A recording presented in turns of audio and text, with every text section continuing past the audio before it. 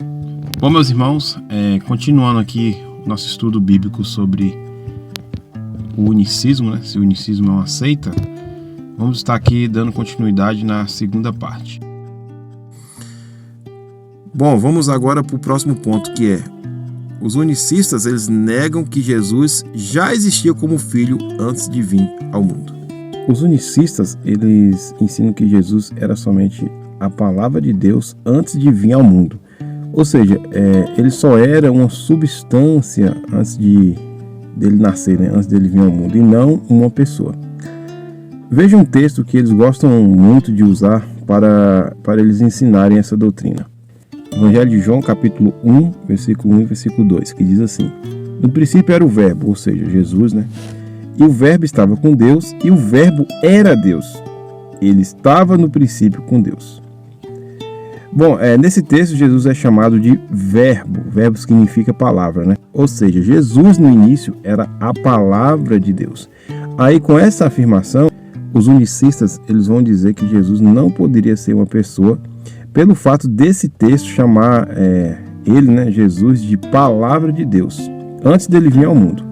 Aí por isso que eles vão dizer que antes de Jesus vir ao mundo, ele era somente uma substância, ou seja, somente a palavra, né? Isso antes de vir ao mundo, tá, irmãos? E aí quando ele vem ao mundo, né, quando Jesus vem ao mundo, aí Jesus se torna uma pessoa. Irmãos, esse ensino é um pouco meio que esquisito, você dizer que Jesus é somente uma palavra, né? E não uma pessoa antes de vir ao mundo.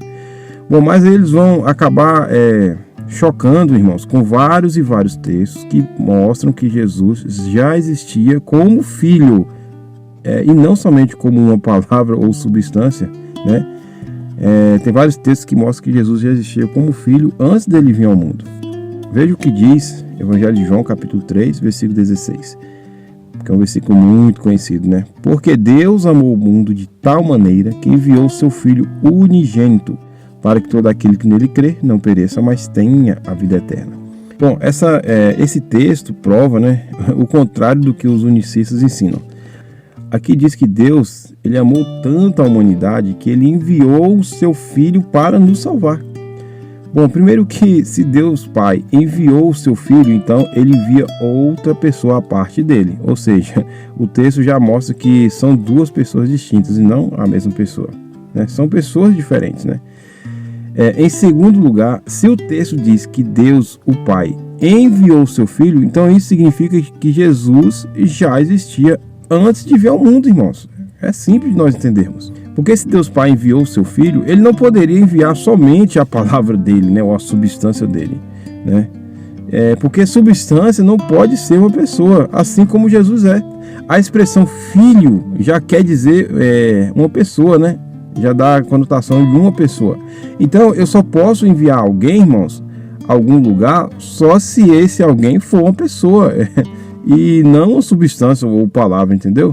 Aí os unicistas, eles vão dizer que quando a Bíblia fala de alguns textos que parecem ensinar que Jesus já existia antes de vir ao mundo, na verdade significa que ele existia somente na mente de Deus, né? Eles usam muito esse jargão.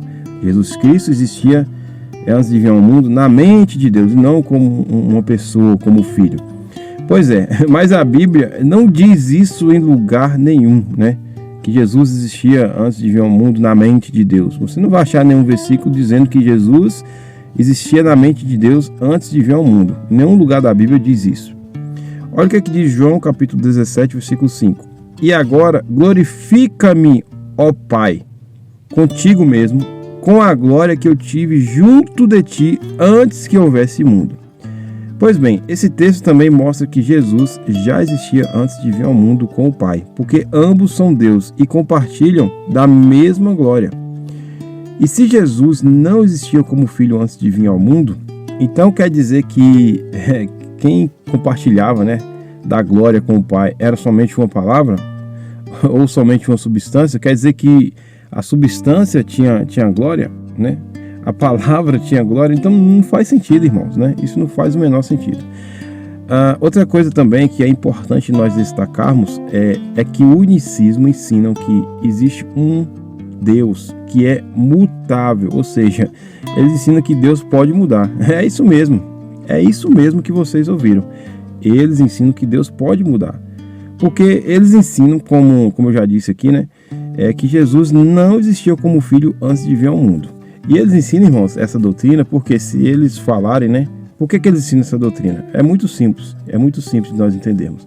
É porque se eles falarem que Jesus já existia antes de vir ao mundo como filho, aí cai por terra a doutrina que eles ensinam de que Deus é uma única pessoa, entendeu?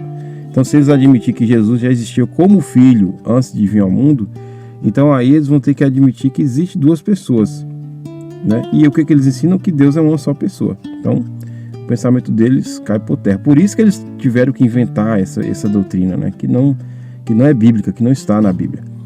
Bom, e na verdade, os unicistas, né? Eles se contradizem porque em Malaquias, capítulo 3, versículo 6, diz que Deus, né, Jeová, não muda. Olha o que aqui diz, Malaquias 3,6. Porque eu, o Senhor, não mudo, por isso vós, ó filhos de Jacó, não sois consumidos.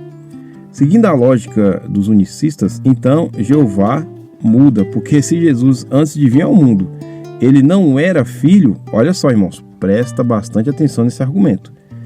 Então, pelo que os unicistas ensinam, então Jeová ele muda. Por quê? É simples, vamos seguir a lógica. Seguindo a lógica. Se Jeová, né, Jeová Deus, ele muda, porque se Jesus antes de vir ao mundo, ele não era filho, então Jeová, né, ele não era pai antes de Jesus vir ao mundo e passou a ser pai só depois que Jesus veio ao mundo. E isso se nós seguirmos o pensamento unicista. Ou seja, né, se for assim, Jeová, né, o pai, mudou, pois ele não era pai antes de vir ao mundo, porque Jesus não era um filho, né, ele era só uma pessoa, uma substância, conforme o pensamento dos unicistas. E o pai, ele passou a ser pai depois que Jesus veio ao mundo. Mas, como nós vimos aqui, Jeová não muda, irmãos. É o que o texto de Malaquias 3,6 diz, né? Vocês percebem que quanto mais você mexe nas escrituras sagradas, mais você complica as coisas? E olha o perigo que a própria Bíblia, que a própria palavra de Deus nos mostra, né? Ao mexermos nela. Se não, vejamos. Deuteronômio capítulo 4, versículo 2 diz assim: Nada acrescentareis à palavra que vos mando, nem diminuireis dela, para que guardeis os mandamentos do Senhor, vosso Deus, que eu vos mando. Também a palavra de Deus diz em Provérbios, capítulo 30, versículo 5, versículo 6, diz assim: Toda a palavra de Deus é pura, ela é escudo para os que nele confiam. Nada acrescentes às suas palavras, para que não te repreenda e sejas achado mentiroso. Também, amados irmãos, em Apocalipse, capítulo 22, versículo 18 e versículo 19, diz assim: Eu, a todo aquele que ouve as palavras da profecia deste livro, testifico. Se alguém lhes fizer qualquer acréscimo, Deus lhe acrescentará os flagelos escritos neste livro. E se alguém tirar qualquer coisa das palavras do livro desta profecia, Deus tirará sua parte da árvore da vida, da cidade santa e das coisas que se acham escritas neste livro. Viram só, meus irmãos? Devemos prestar muita atenção. Isso não é brincadeira, né? Nós não devemos mexer na palavra de Deus. Isso é algo muito sério. Não temos autoridade nenhuma de mudarmos a Bíblia para adequarmos as nossas doutrinas ao nosso bel prazer. Bom, eu mostrei aqui vários textos provando que Jesus e o Pai e o Espírito Santo não são a mesma pessoa. A Bíblia nos mostra claramente que Deus são três pessoas distintas, não separadas, mas distintas. E um argumento que os unicistas, né, gostam muito de utilizar para tentarem provar que Deus é uma só pessoa é o seguinte: eles vão dizer assim: Deus é uma só pessoa, porque ele se manifestou como Pai na antiga aliança, como Filho na nova aliança e age como o Espírito Santo nos dias de hoje. Bom, parece ser assim, irmãos, mas não é. Não é bem desse jeito que eles dizem, né? Porque eu mostrei aqui para vocês vários e vários versículos bíblicos que são irrefutáveis, provando que Deus são três pessoas distintas, né? Deus não é uma única pessoa, amados irmãos. Deus é três pessoas. Ele é um em essência, como divindade, né? Como Deus divino, ele é um, mas porém ele é três pessoas, entendeu? Eles são três pessoas. Depois eles vão dizer assim: quando você diz que quando Jesus orava ao Pai, ele orava para ele mesmo, nós unicistas, né, respondemos da seguinte maneira: quando Jesus orava ao Pai, ele estava orando a outra natureza dele, pois Jesus tem duas naturezas, né? A natureza humana e a natureza divina. Então, quando ele orava ao Pai, que era a natureza divina dele. Essa seria, né, a explicação unicista. Bom, esse argumento também não faz o menor sentido e foge, amados irmãos, foge totalmente da lógica da Bíblia. Primeiro porque uma natureza não pode falar com outra natureza. E a teologia unicista, ela é totalmente sem sentido, principalmente nesse aspecto. Entenda uma coisa, irmãos. Jesus tem sim, olha só, eu queria que vocês prestassem bastante atenção nesse detalhe. Jesus tem sim duas naturezas, certo? A humana e a divina. Ok, até aqui nós concordamos com os unicistas, tá bom? Jesus tem duas naturezas, beleza. Porém, preste atenção, em nenhum lugar da Bíblia você vai ver a Bíblia dizer, né, que a natureza divina de Jesus é o Pai. Pode procurar na Bíblia que você não vai encontrar essa informação. Isso é um erro que é dito pelos unicistas, né? Eles ensinam que a natureza divina de Jesus é o Pai, e na verdade não é. Volto a repetir, sim, Jesus tem duas naturezas. Ok, até aqui nós concordamos com os unicistas, né? Mas em nenhum lugar da Bíblia, a Bíblia afirma que a natureza divina de Jesus é o Pai. Aí eles usam também outro argumento, dizendo que o Espírito Santo seria o Pai de Jesus. Por quê? Porque Maria, ela ficou grávida do Espírito Santo, né? E se Maria ficou grávida do Espírito Santo, então quem é o Pai de Jesus? É o Espírito Santo, assim eles vão dizer. Bom, meus irmãos, entenda uma coisa. Quando a Bíblia diz que Maria ficou grávida do Espírito Santo, é porque o Espírito Santo é que fez o milagre em Maria, meus irmãos. Não que literalmente o Espírito Santo é o Pai de Jesus, não. Maria ficou grávida do Espírito Santo é porque o Espírito Santo fez o milagre em Maria para que ela gerasse um filho, né? Que gerasse Jesus. Então o Espírito Santo fez esse milagre para que Maria engravidasse sem um relacionamento sexual com José, né? Ou seja, então Jesus, irmãos, ele tinha que nascer através de um milagre feito pelo Espírito Santo, porque ele não poderia ter nascido de um relacionamento sexual, porque Jesus não poderia ter a contaminação do pecado. É simples de entendermos, né? Porque tudo, olha só, irmãos, tudo que Deus faz em nossas vidas, por que Maria ela engravidou do Espírito Santo? Porque o Espírito Santo fez um milagre em Maria. Porque tudo que Deus faz em nossas vidas, ele faz através da ação do Espírito Santo. É simples assim. Não tem um bicho de 7 cabeças, né, para nós entendermos uma questão dessa, né? É muito simples. E volto a repetir, a Bíblia não quer dizer com isso que o Espírito Santo seja o Pai dentro dessa divindade, né? O Pai de Jesus. Porque você não vê Jesus orando ao Espírito Santo como Pai. Em nenhum lugar você vê isso.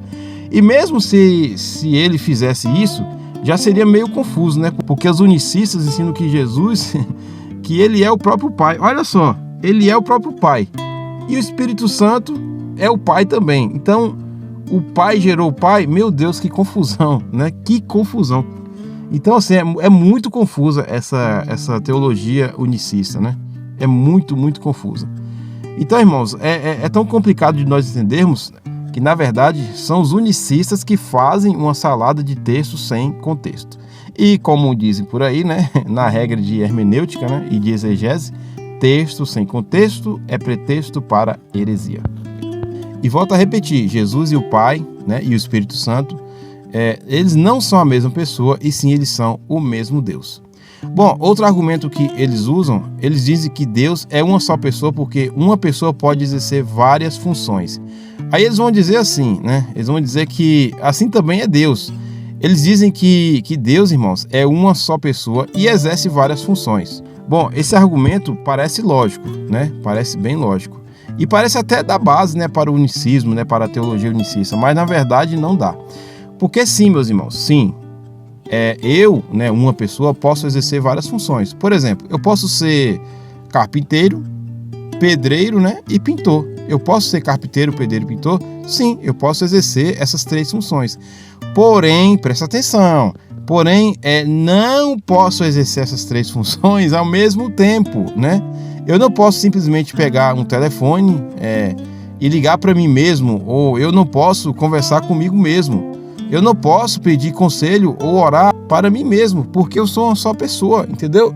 Volto a repetir, eu posso sim exercer 3 funções, mas não ao mesmo tempo, tá entendendo? Isso quer dizer o quê? Isso dá a entender, os unicistas querem ensinar o quê? Que Deus é uma só pessoa, só que exercendo 3 funções, mas, trazendo para a lógica humana, né, nós não podemos exercer 3 funções ao mesmo tempo, né? E isso, irmãos, esse negócio de Deus falar com ele mesmo, orar para ele mesmo, Jesus orar para ele mesmo, né? Isso tem um nome na psiquiatria, que se chama de esquizofrenia. Você sabe o que é uma esquizofrenia? O que é uma pessoa esquizofrênica, né? Ou uma pessoa que tem esquizofrenia? Esquizofrenia é uma pessoa com problema mental. É uma pessoa que tem esquizofrenia mental, psicológica. É uma pessoa que cria um personagem ou uma realidade paralela dentro de si mesma. Ou seja, é uma pessoa que fala com ela mesma, que pede conselho para ela mesma. Gente, é exatamente isso que o unicismo faz, né? E eles criam um Jesus esquizofrênico. Olha, desculpa a sinceridade, você que é unicista, mas presta atenção nos argumentos que vocês unicistas usam, né? Um Jesus que fala para ele mesmo, né? Gente, com toda a sinceridade do mundo, não tem lógica um negócio desse. Mas é exatamente isso que os unicistas ensinam, né? Que Jesus, ele conversa com ele mesmo. Veja como que o unicismo distorce a palavra de Deus, meus irmãos. Devemos tomarmos muito cuidado com isso. Por isso que é importante nós estudarmos a palavra de Deus, meus irmãos.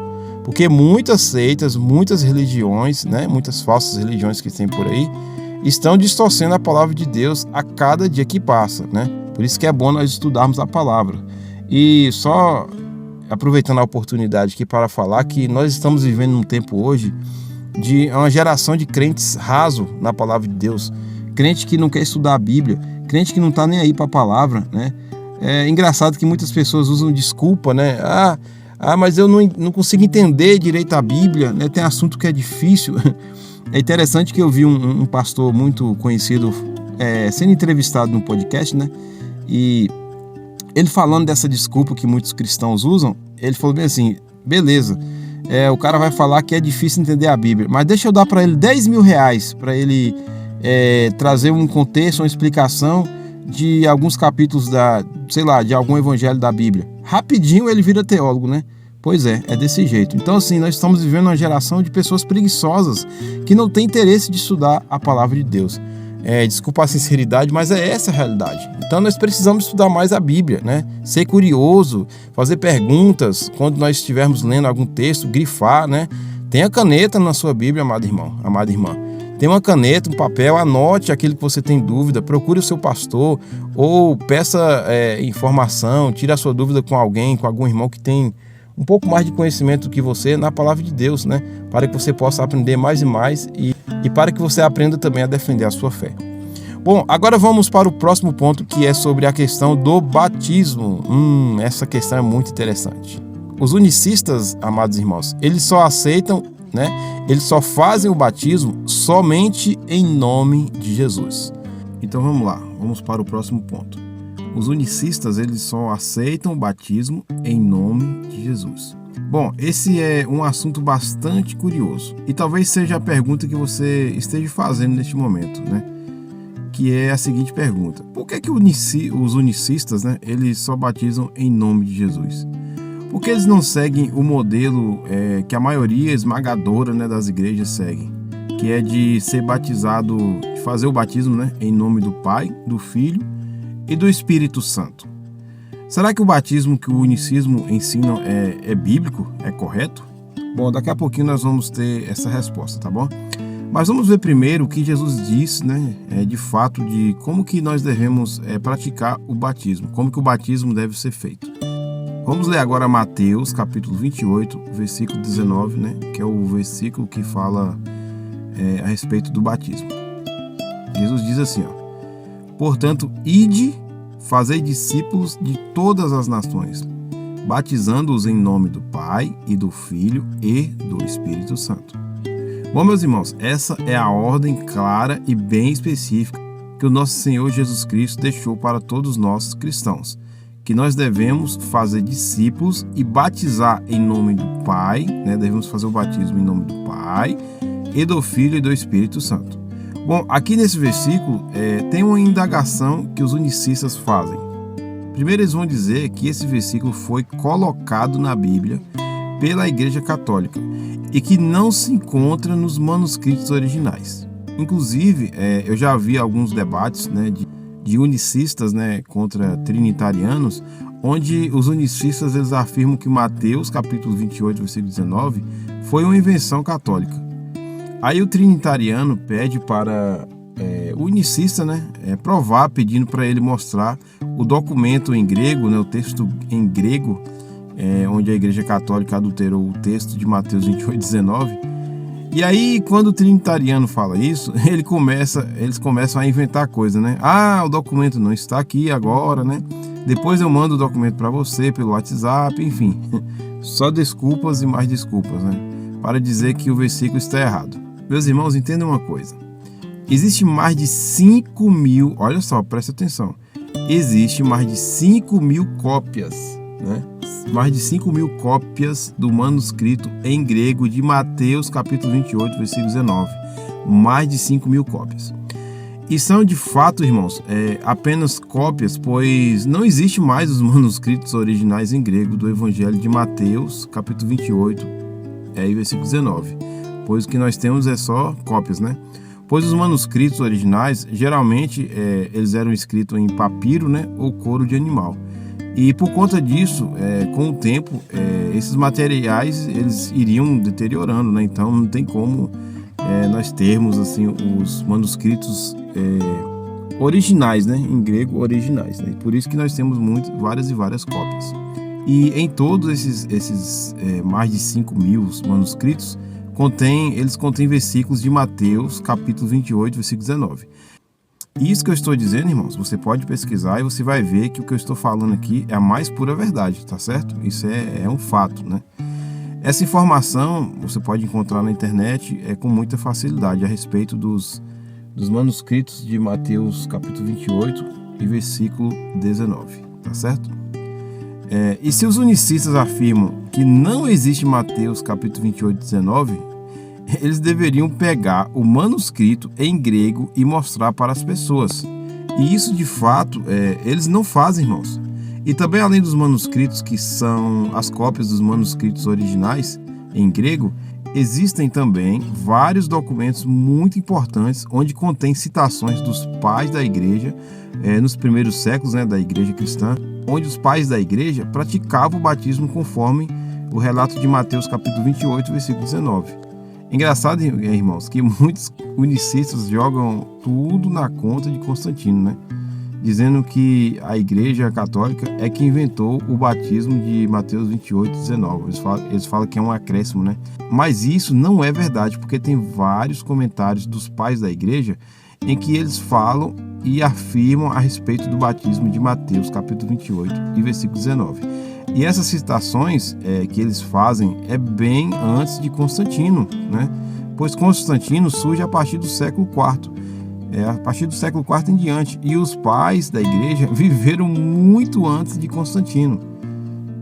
Então, assim, é uma incoerência muito grande que os unicistas eles dizem, E eu vou citar aqui, irmãos, alguns comentários dos pais da igreja, mostrando para vocês que o que eu estou falando aqui não é mentira, tá bom? Então vou trazer aqui algumas provas para vocês. Prestem bastante atenção, meus irmãos. Preste bastante atenção no que eu vou falar aqui agora. Eu vou citar aqui alguns comentários dos pais da igreja, que são comentários que são citados bem antes, mas bem antes de Constantino. E a primeira citação é de um dos pais da igreja, chamado de Irineu. Veja o que Irineu fala sobre o batismo. Irineu, cristão do ano 190. Olha só, irmãos, 190, bem antes que Constantino. Engraçado que Constantino é do século IV, Vamos lá. Irineu, cristão do ano 190, escreveu o seguinte: temos recebido o batismo em nome de Deus, o Pai, em nome de Jesus Cristo, o Filho de Deus, que se encarnou e morreu e ressuscitou dos mortos, e em nome do Espírito Santo de Deus. Bom, vocês podem ver que Irineu, né, ele já faz essa citação sobre o batismo, não no século IV, mas sim no século II, né, no segundo século. Então, dizer que foi Constantino que inventou o batismo de Mateus 28:19 é um engano muito grande dos unicistas, tá bom? Vamos ver aqui mais uma citação de mais um pai da igreja chamado Justino Marte. Justino Marte, escrevendo no ano de 165, afirma que, com relação aos novos convertidos, são trazidos a um lugar onde existe água e recebem de nós o batismo nas águas. Em nome do Pai, Senhor do Universo, e de nosso Salvador Jesus Cristo e do Espírito Santo. Então vemos aqui a afirmação de mais um pai da igreja, onde ele mostra claramente que era comum, né? Era muito comum os cristãos praticarem o batismo naquela época em nome do Pai, do Filho e do Espírito Santo. E também tem, amados irmãos, um documento muito, muito importantíssimo, que é do primeiro século, né? Da era da igreja cristã, que é um documento chamado de Didaquê, né? Muito famoso esse documento, que também mostra que os cristãos no primeiro século eram batizados em nome do Pai, do Filho e do Espírito Santo. Se não, vejamos. O Didaquê, ou Ensino dos 12 Apóstolos, que apareceu por volta do ano 110. Esse documento é muito antigo, irmãos. 110, né? Logo no comecinho da igreja de Cristo, né? Afirma, quanto ao batismo, procedam assim: depois de ditas todas essas coisas, batizem em água corrente, em nome do Pai, e do Filho, e do Espírito Santo. E mais adiante declara: na falta de uma ou outra, derrame 3 vezes água sobre a cabeça, em nome do Pai, e do Filho, e do Espírito Santo. Bom, como vocês podem ver, esse é um comentário de um documento muito, muito importante, que é o Didaquê. E ele mostra com muita clareza que sim, irmãos, o batismo era realizado em nome do Pai, do Filho e do Espírito Santo. Então as provas estão aí, né? Então o que eu estou mostrando para vocês, documentos, tá? Esse aqui é documento, amados irmãos, tá bom? Não foi Constantino, irmãos, que inventou o batismo de Mateus 28:19, coisa nenhuma. Isso é conversa de unicista. E por isso devemos tomarmos muito cuidado, né, com o que os unicistas falam, né? Então eu mostrei aqui provas para vocês, tanto provas bíblicas quanto provas documentais, né? Bom, o segundo ponto que eu queria destacar é o fato deles falarem assim: Jesus disse, batizem em nome, porém, em seguida ele fala o nome do Pai, do Filho, né, e do Espírito Santo. Se é batizem em nome, então o batismo tem que ser no nome de uma única pessoa, que é a pessoa de Jesus. Assim vão afirmarem eles, né? Bom, esse ponto também é fácil de nós entendermos. Veja bem, meus irmãos, por que Jesus disse batizem em nome e cita 3 pessoas, né? Batizem em nome e cita 3 pessoas. Isso não é meio curioso? Pois é, eu vou explicar para os irmãos para que vocês entendam.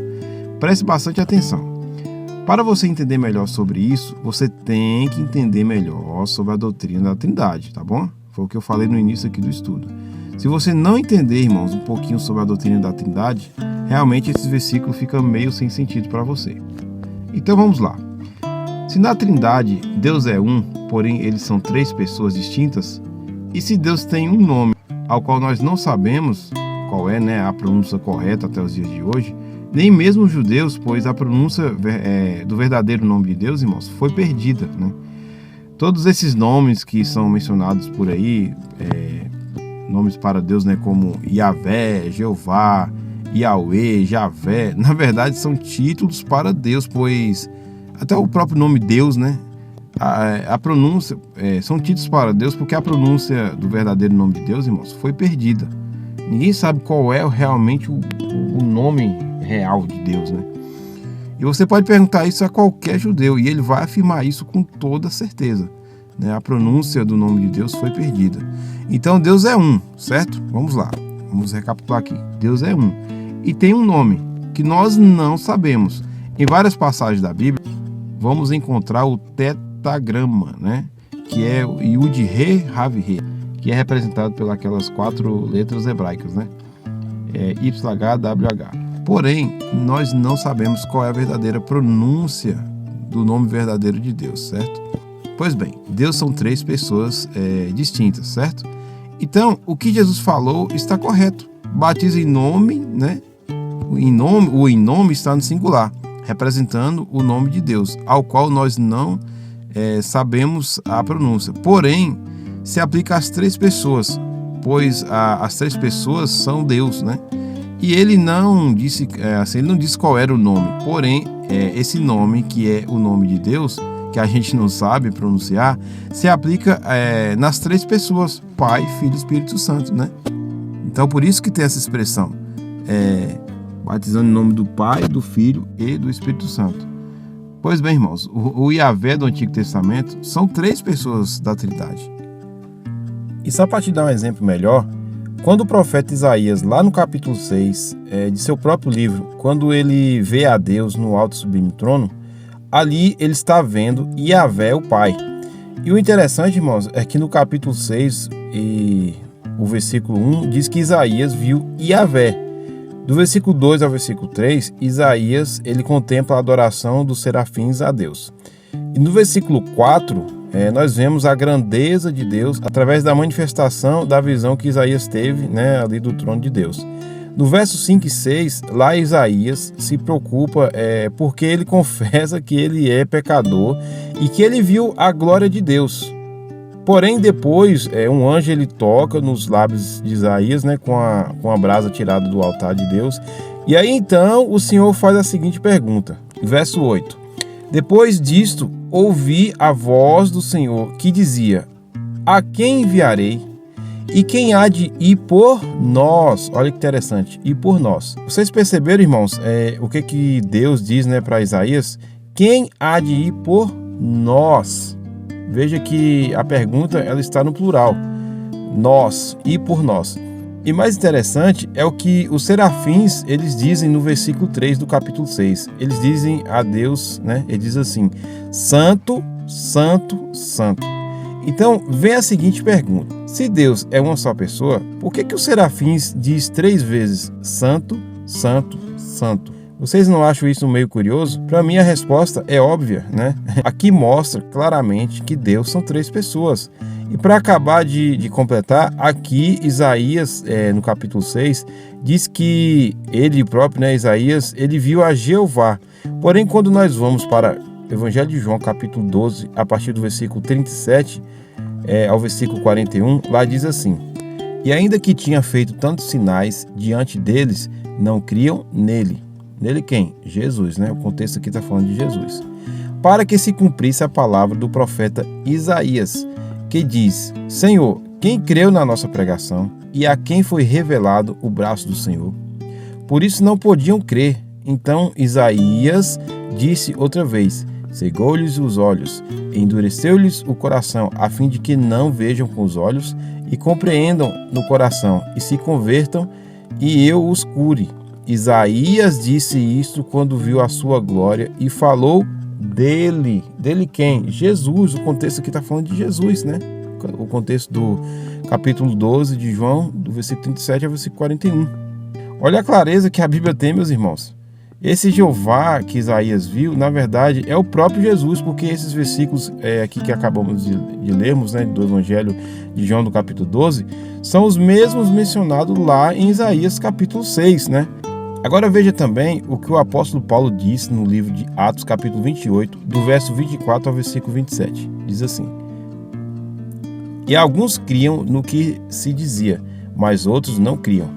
E como ficaram entre si discordes, despediram-se, dizendo Paulo esta palavra: Bem falou o Espírito Santo aos nossos pais pelo profeta Isaías, dizendo: Vai a este povo e diz: de ouvido ouvireis e de maneira nenhuma entendereis, e vendo vereis e de maneira nenhuma percebereis, porquanto o coração deste povo está endurecido, e com os ouvidos ouviram pesadamente e fecharam os olhos, para que nunca com os olhos vejam, nem com os ouvidos ouçam, nem do coração entendam e se convertam, e eu os cure.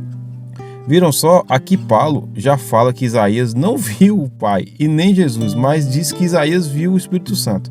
Ou seja, irmãos, não tem para onde correr. Lá no capítulo 6 de Isaías, lá nos mostra que Isaías viu Jeová, o Pai. Em João capítulo 12, João diz que Isaías viu Jesus. E em Atos capítulo 28, lá vai dizer que o apóstolo Paulo diz que Isaías viu o Espírito Santo. Ou seja, a Bíblia nos mostra de forma clara e objetiva que Jeová, Deus, são três pessoas distintas: Pai, Filho e Espírito Santo. Simples assim, meus irmãos.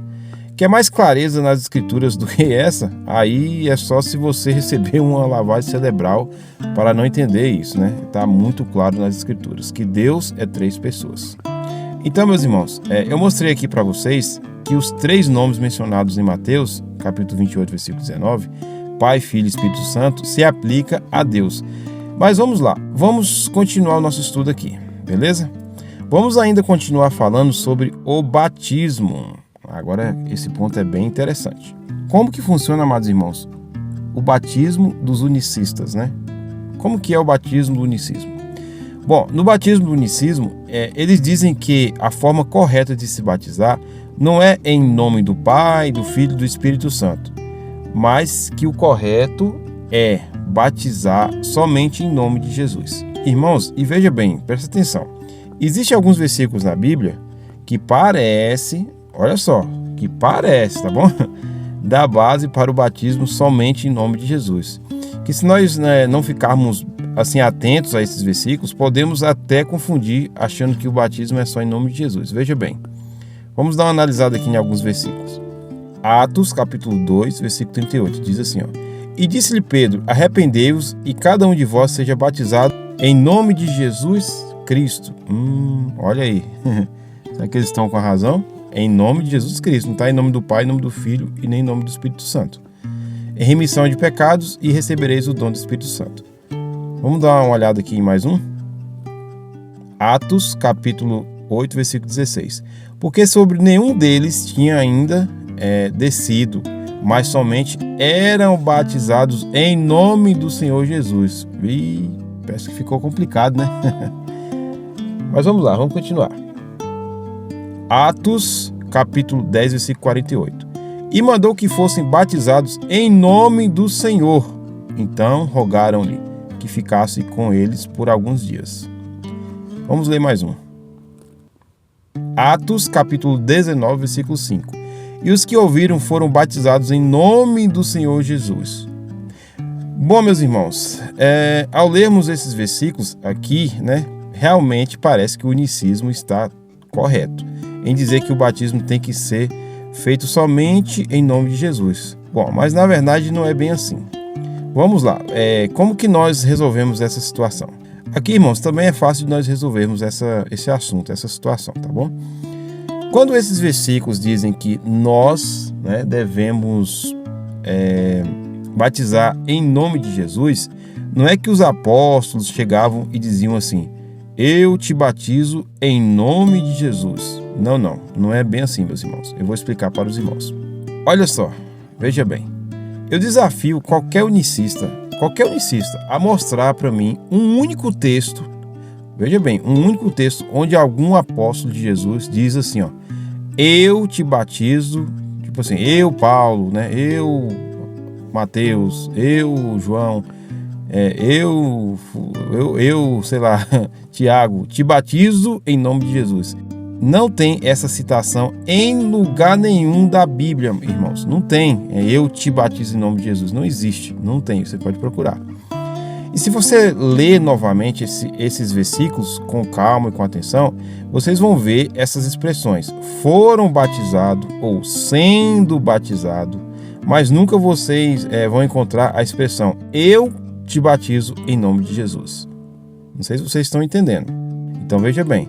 Nunca você vai encontrar essa expressão, eu te batismo em nome de Jesus. É o mesmo caso, por exemplo, dos unicistas, né? Em dizer que Jesus é o Pai. Veja bem, em nenhum lugar da Bíblia Jesus diz, eu sou o Pai.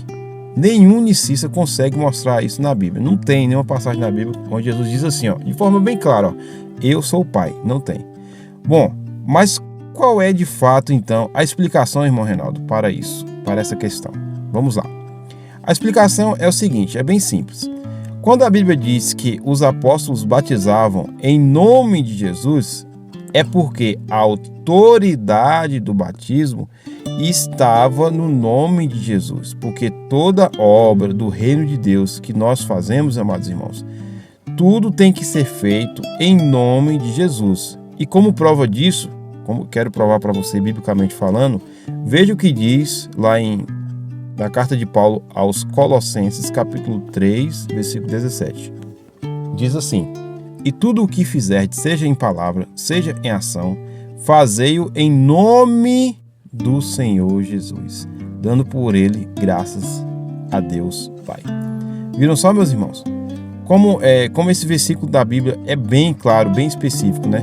Em nos dizer que tudo que nós fizermos, tudo deve ser feito em nome de Jesus. Então logo concluímos que quando os apóstolos, né, falavam assim, foram batizados em nome de Jesus, é porque o batismo era feito conforme Mateus 28:19. Que lá está escrito, batizando em nome do Pai, do Filho e do Espírito Santo. Porque se o entendimento não for esse, aí então Jesus teria errado ao citar Mateus 28:19, irmãos. Aí os unicistas vão bater na tecla em dizer que Mateus 28:19 está adulterado, né? Que foi um acréscimo que os católicos colocaram na Bíblia. Mas nenhum deles mostra esse tal texto adulterado nos manuscritos originais no grego. Não mostra. Então é assim que entendemos a respeito do batismo do unicismo, né? Então assim, se você dizer que o batismo tem que ser só em nome de Jesus, então como é que fica Mateus capítulo 28, versículo 19? Então o que Jesus falou está errado, né? Então não, o batismo tem que ser em nome do Pai, do Filho e do Espírito Santo. E quando tem esses textos aí de Atos, né, que fala foram batizados em nome de Jesus, é porque a autoridade do batismo está em nome de Jesus, porque tudo que nós fazemos, né, temos que fazer na autoridade de Jesus. Então é assim que nós entendemos a respeito do batismo do unicismo, né? Aí alguns unicistas vão dizer assim: mas vocês usam esse versículo de Colossenses capítulo 3, versículo 17, para dizer que o batismo tem que ser feito na autoridade de Jesus. E esse seria o único versículo que fala sobre isso? Eles vão dizer, né? Bom, mas aí a gente volta e pergunta contra eles também. A pergunta que a gente faz para um unicista então, qual é a forma correta de batizar alguém segundo o batismo, né, do unicismo?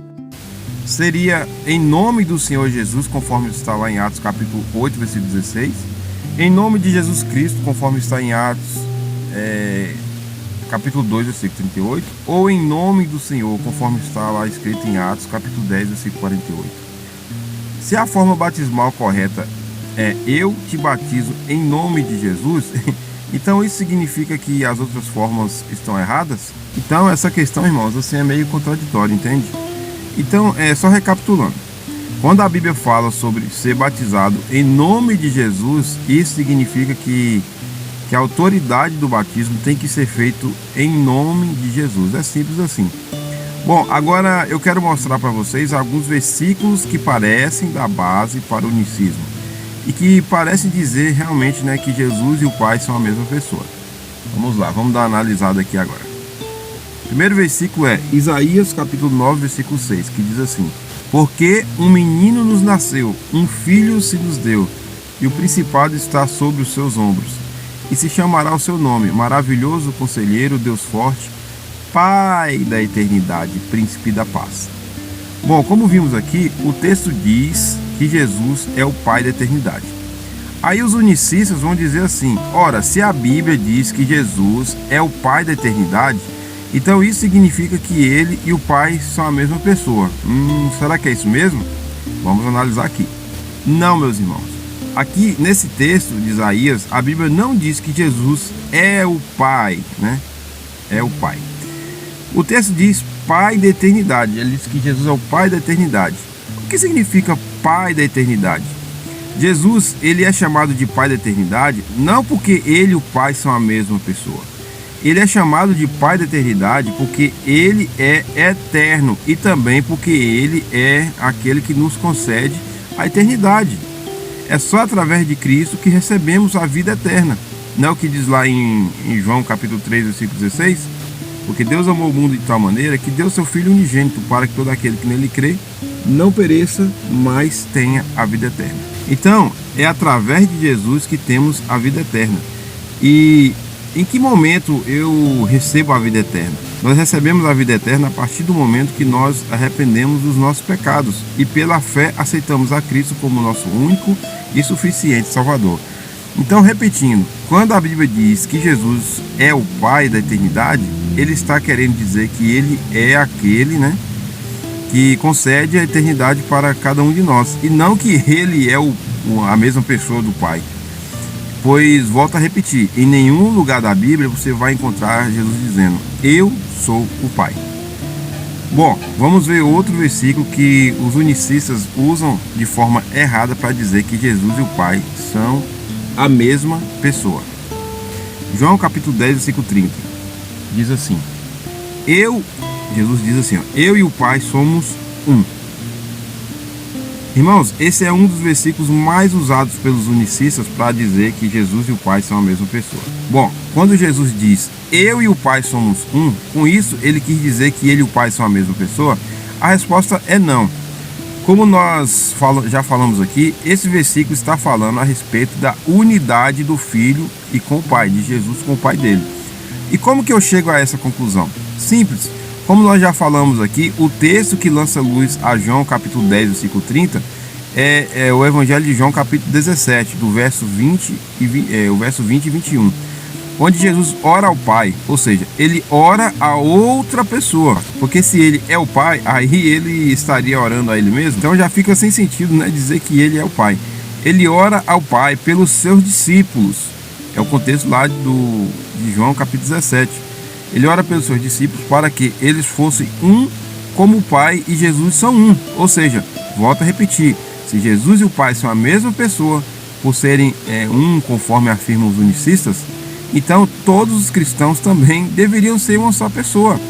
É simples assim, irmãos, é uma questão de lógica, Então, o Evangelho de João capítulo 17 nos mostra que o contexto ali fala sobre a unidade, porque se Jesus e o Pai, repetindo, olha, presta atenção, se Jesus e o Pai são a mesma pessoa, porque lá em João 10,30 Jesus fala que ele e o Pai é um, então no Evangelho de João capítulo 17, Jesus ora para que todos sejam um, todos os cristãos sejam um. Então, se fosse assim, por essa lógica, todos os cristãos também teriam que ser uma única pessoa, então não faz o menor sentido. Evangelho de João capítulo 14, versículo 18, diz assim, não vos deixarei órfãos, voltarei para vós mesmos. Bom, aqui nesse texto, Jesus estava conversando com os seus discípulos e falando a respeito da morada, que ele ia preparar lá no céu para eles. E ele também estava falando da unidade que ele tinha com o Pai. E ele também, irmãos, falou a respeito do Consolador, que é o Espírito Santo, que enviaria da parte do Pai. E em seguida, ele diz que não deixaria os seus discípulos órfãos. Bom, aí os unicistas, eles vão falar assim, olha aí, tá vendo? Jesus disse que não deixaria os seus discípulos órfãos. Aí eles fazem a seguinte pergunta, quem realmente pode deixar alguém órfão? Resposta, o Pai, Daí eles chegam à conclusão de que Jesus é o Pai. Bom, a princípio, realmente, o argumento parece bem lógico e bem plausível, não é mesmo? Dá a entender que Jesus é o Pai. Irmãos, veja bem, eu vou explicar uma coisa aqui para vocês e vocês prestem bastante atenção. Tanto o Espírito Santo quanto Jesus e o Pai de Jesus, ambos são o mesmo Pai. Mas em que sentido? Vamos lá, vou explicar. Eles não são o Pai como os unicistas ensinam, como eles pensam. Na verdade, eles são o Pai no sentido de criação, entendeu? Então, assim, eles não são o Pai como os unicistas pensam, como eles acreditam, Na verdade, Jesus e o Pai de Jesus, e o Espírito Santo, eles são o Pai no sentido de ambos ser criador, não criadores, porque só existe um criador, Então, os três são criador, o Pai, o Filho e o Espírito Santo. Olha só, em Gênesis capítulo 1 e no versículo 1 diz assim, No princípio, criou Deus o céu e a terra. Bom, então aqui é o primeiro capítulo e o primeiro versículo da Bíblia já fala que Deus criou o céu e a terra, certo? É o famoso Bereshit bara Elohim, né? Do hebraico, né? Quem criou os céus e a terra, irmãos? Quem foi que criou os céus e a terra? Foi Deus, o Pai. Mas não foi somente Deus, o Pai. Em Colossenses, capítulo 1, versículo 16, diz que também foi Jesus. Se não, vejamos. Pois nele foram criadas todas as coisas. Nele quem? Jesus. Nos céus e sobre a terra, as visíveis e as invisíveis, sejam tronos, sejam soberanias, quer principados, quer potestades, tudo foi criado por meio dele e para ele. Então, como vimos aqui, não é somente o Pai que é criador, mas também Jesus Cristo. Ele também é criador. Bom, mas o Espírito Santo também é criador. Veja agora esses versículos onde diz que o Espírito Santo também é criador, que ele cria. Salmos, capítulo 104, versículo 30, que diz assim: envias o teu Espírito e são criados, e assim renovas a face da terra. Também no livro de Jó, capítulo 33, versículo 4, diz assim: o Espírito de Deus me fez, e a inspiração do Todo-Poderoso me deu vida. Também em Salmos, capítulo 33, versículo 6, diz assim: pela palavra do Senhor foram feitos os céus, e todo o exército deles pelo Espírito da sua boca. Viram só, meus irmãos? Então, a Bíblia ela menciona o Espírito Santo também como criador. Não existe 3 criadores, mas sim um só criador em 3 pessoas. Pensando como Deus, só existe um criador. Porém, esse criador, né, que é Deus, que é único, subsiste em 3 pessoas: Pai, Filho e Espírito Santo. Assim também, a Bíblia nos mostra que não existem 3 deuses, e sim um único Deus em 3 pessoas. Então, tanto o Pai quanto o Filho e o Espírito Santo, os 3 são o Pai, mas no sentido de ambos da origem à criação. Então, quando nós podemos dizer que Jesus é o Pai, que o Espírito Santo é o Pai, no sentido deles serem criador, entendeu? E não no sentido de ser a mesma pessoa, que os 3 são a mesma pessoa, porque não existe isso, né? Uma pessoa, né? Um ser com 3 personalidades, né? Não existe isso. Então, uma pessoa é uma pessoa, outra pessoa é outra pessoa. Então, o Pai, o Filho e o Espírito Santo não pode ser uma única pessoa, certo? E eu posso citar aqui 2 exemplos de pessoas que são chamadas de Pai, e não no sentido de ser o pai literal, mas sim no sentido de exercer o papel de pai. Por exemplo, Machado de Assis. Ele é conhecido como o pai do realismo do Brasil. Isso porque foi ele que deu origem ao realismo do Brasil.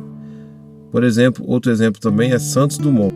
Ele é reconhecido como o pai da aviação. E isso porque ele deu origem à aviação. Vocês entenderam?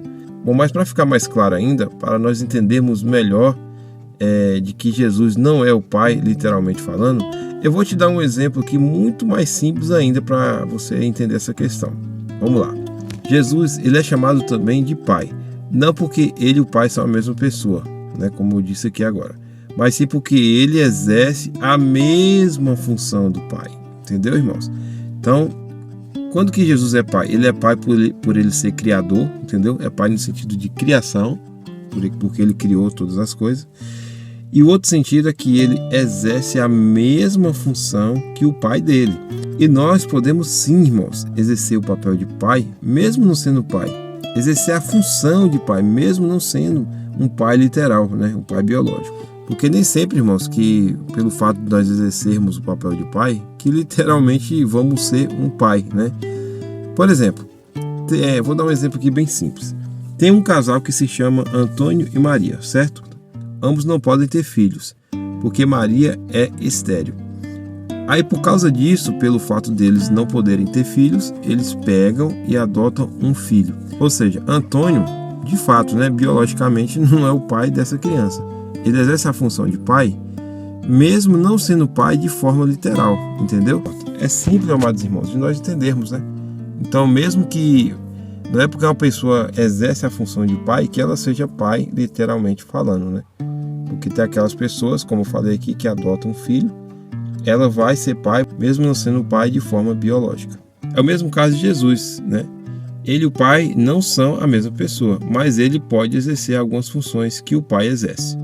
Como eu dei o exemplo aqui sobre a questão da criação, o Pai cria todas as coisas e Jesus exerce a mesma função que o Pai, criando também todas as coisas, conforme lemos aqui em Colossenses, capítulo 1, versículo 16. E eu vejo que, se tratando do unicismo, os apologistas deveriam falar mais sobre esse ponto em questão, irmão. Pois tem muita gente por aí, amados irmãos, que não tem interesse de estudar sobre esse assunto, que é um assunto muito importante, né? Para nós, assim, sabermos defender a nossa fé. Bom, então com esses exemplos fica mais fácil de nós entendermos porque que tem passagens na Bíblia que parece dizer que Jesus é o Pai, mas na verdade ele não é o Pai. Só repetindo, né? Jesus, ele é o Pai no sentido de ser criador, entendeu? E também ele é o Pai no sentido dele exercer a função do Pai. Volto a repetir. Uma pessoa ela pode ser pai, exercendo a função de pai, mas não sendo um pai, literalmente falando, ou um pai biológico de uma criança, certo? Então, eu acho que ficou mais claro para vocês entenderem por que tem passagens na Bíblia que parece demonstrar que Jesus é o Pai, mas na verdade ele não é o Pai no sentido assim dele e o Pai ser a única pessoa, entendeu? Mas é o Pai no sentido dele ser criador e dele exercer a mesma função do Pai.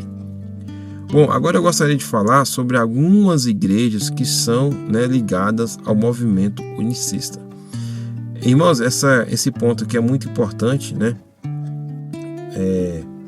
Porque você, sabendo qual igreja é ligada ao movimento unicista, então você vai ficar mais atento, né, em saber se você está realmente numa igreja verdadeira ou não, né? Irmãos, esse ponto aqui é muito interessante, por quê? Porque vou passar aqui uma lista das igrejas que estão ligadas ao movimento unicista, e isso é importante você saber para que você saiba, né, qual igreja você está frequentando e se essa igreja pertence ao movimento unicista ou não, tá certo? Primeira igreja, Igreja Evangélica Voz da Verdade. Essa igreja Voz da Verdade é a mesma igreja daquele grupo musical que tem o mesmo nome do grupo, né, chamado Voz da Verdade, do cantor Carlos Moisés, que por sinal é um cara muito polêmico nas mídias sociais, né, por ser muito liberal. Inclusive, irmãos, tem um vídeo na internet onde tem um pastor fazendo um batismo de uma jovem, né, usando biquíni, e o pastor realiza o batismo sem camisa.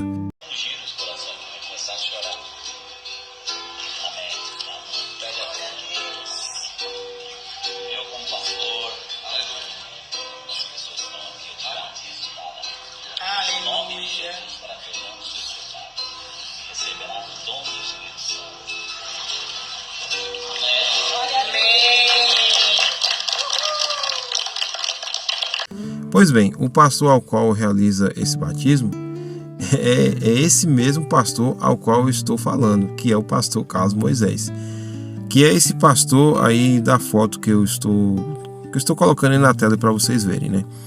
Esse grupo musical ficou muito conhecido aqui no nosso país pela famosa música chamada Escudo, que é essa música aí. Eu vou colocar aqui um pedacinho da música para você lembrar da qual música eu estou falando.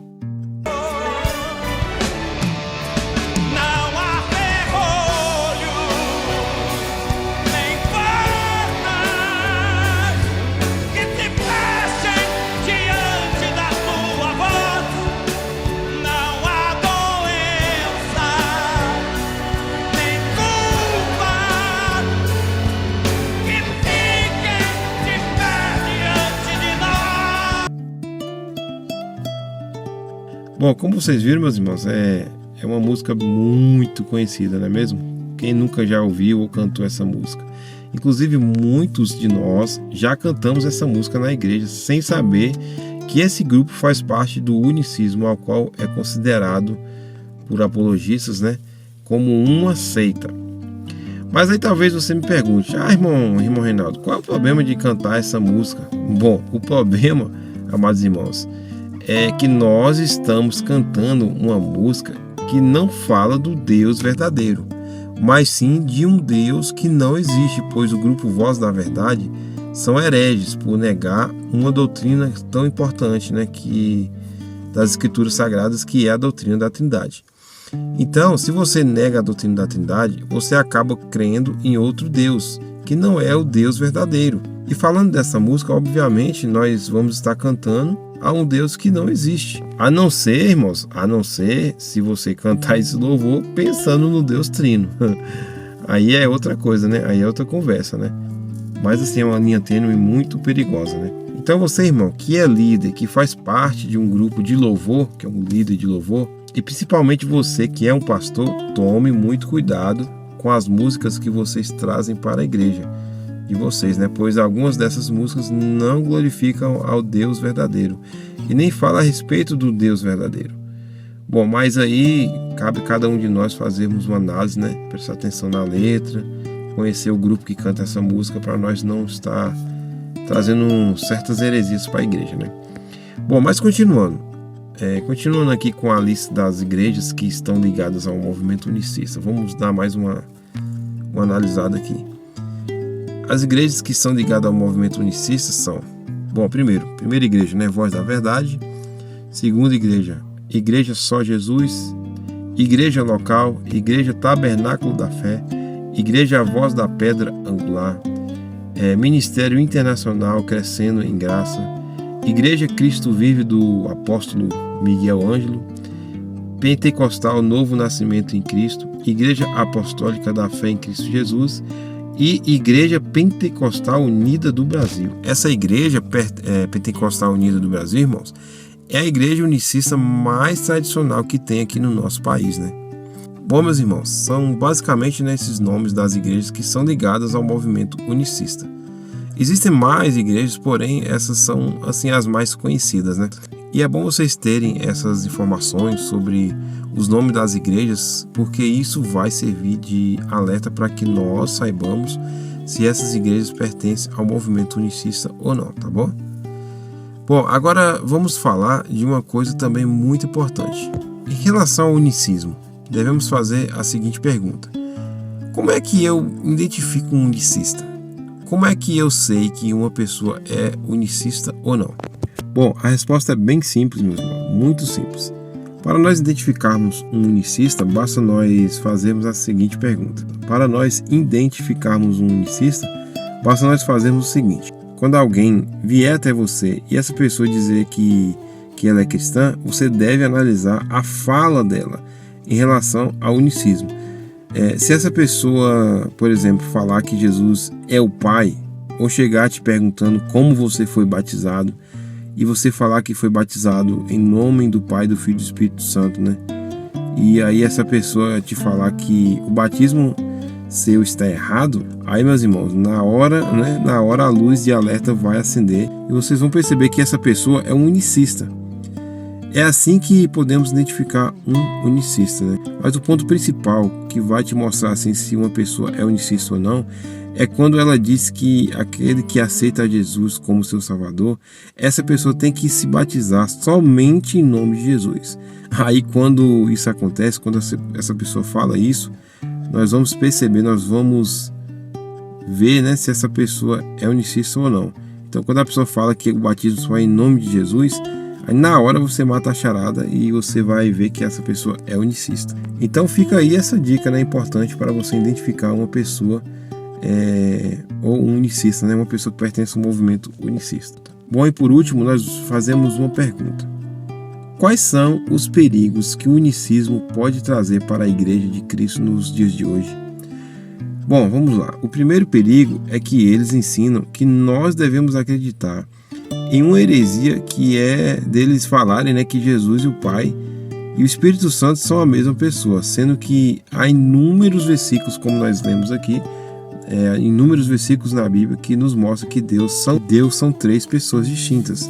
Deus é único em essência, porém subsistem três pessoas distintas.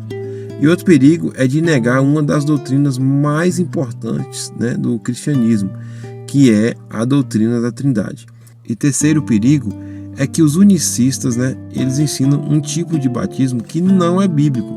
E para eles, todos os outros batismos que foram e que são feitos nas igrejas, né, no dia de hoje, é feito de forma errada. Bom, todos os outros batismos que foram e que são feitos nas igrejas hoje, para eles é feito de forma errada, né? Bom, e para concluirmos esse estudo, nós poderíamos dizer biblicamente que o unicismo é caracterizado como seita, né? Tanto pela igreja, logo nos primeiros séculos, né? Conforme a narração da história, né? Como vimos aqui no início do estudo, quanto à luz da Bíblia. Então, assim, biblicamente falando, irmãos, o unicismo é uma seita. Bom, e eu gostaria de dizer a você que é um unicista, eu queria dizer mais uma vez que eu não tenho aqui a intenção de querer te ofender, tá bom? Aqui, irmãos, nós estamos tratando sobre a doutrina, tá? Sobre a doutrina, sobre a teologia.